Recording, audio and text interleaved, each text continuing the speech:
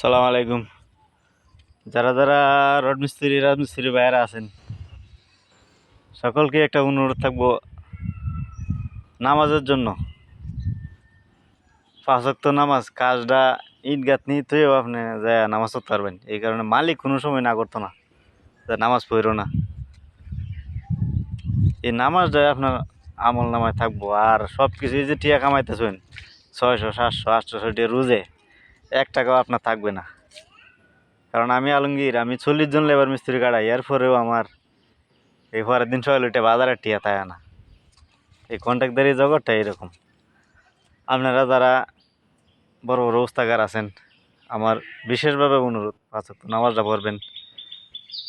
আর আপনারা যদি যারা মা বাবা আছে তারা তো সৌভাগ্য, আর যারা মা বাপ নাই তারা তো দুঃখিত। এই যে ঈদ গেছে, যার মা আছে সে তো ভাবছে সালাম করছে, অনেক শান্তি। আর যার মা নাই তার তো কান্নার আর কোনো শেষ নেই।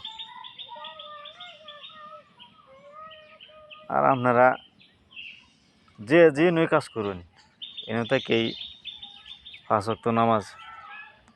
আমরা তো মনে করেন যে এশার আর ফজর এটি তো আপনারা বাসাতেই করতে পারেন। আর আর বাকি 3 ওয়াক্ত নামাজ যে সাইডে যায় পড়ুন, কোনো কন্ট্রাক্টারও না করতো না যে আমার সাইডে এসে নামাজ পড়ো না, কিংবা নামাজে কাজ লস হয়, কোনো কন্ট্রাক্টারই করতো না। আপনার কাছে অনুরোধ রইল নামাজ পড়েন। নামাজ ছাড়া আমরা মিস্ত্রির সাথে কিচ্ছু যাইতো না।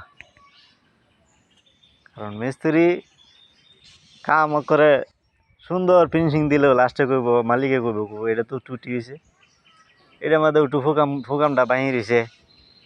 কারণ এই সময় মালিকরাই যা টাকা বিল্ডিংটা করে টিয়া টোয়া শেষ করে পরে আপনার কয় যে এইটা হয়েছে না, এইটা হয়েছে না, এইটা হয়েছে না, এগুলো থাকবোই। সর্বশেষ আপনার জন্য একবারিত কাজ করলে এই বাড়িতে হয়তো আপনারা আর না ডাকবো, হয়তো আরও 5টা বাড়িতে আপনারা ডাকতো না, কিন্তু আল্লাহ তাআলার দরজা কোনো সময় বদ্ধ হইতো না। যতই বিপদে থাকেন, যাই কিছু করেন, কাজে লসকান কিংবা সাইডে গন্ডগোল হোক, যাই কিছু করুন, সর্বশেষ আপনার জন্য আল্লাহ তাআলার দরজা সবসময় খোলা থাকবো। এই কারণেই আমরা আল্লাহ তাআলার ইবাদত করি।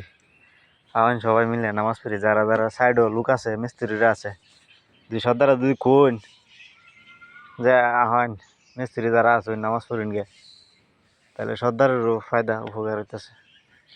আর লা ইলাহা ইল্লাল্লাহ মুহাম্মাদুর রাসূলুল্লাহ সবাই জিকির করবেন বেশি বেশি। আমারও একজন উস্তাদ আছে আলেম, উনিও আমি নতুন করে এই যে সূরা নামাজের যে নিয়মকানুনগুলো শিখতেছি। আপনারা যদি চেষ্টা করুন ইনশাল্লাহ, যারা পারেন তারা তো সৌভাগ্য। যারা করুন শিব পড়তে পারেন মিস্ত্রির মধ্যে, তারা তো সৌভাগ্য। আর আমরা তো কোরআন শরীফ পড়তে পারি না, বাংলা পড়ালেও সামান্য, আর কোরআন শরীফ তো বলি পড়তেই পারি না। মাঝে মাঝে মনে হয় কোরআন শরীফ না পড়তে পারাটা যে কতটুকু কষ্ট, যাদের ভিতরে আছে তারাই বলতে পারবো। আর আমার জন্য দোয়া করবেন, আমি যাতে নামাজের সূরাটি শিখতে পারি, সাইডে করলে মা এগুলো যাতে শিখতে পারি। আসসালামু আলাইকুম।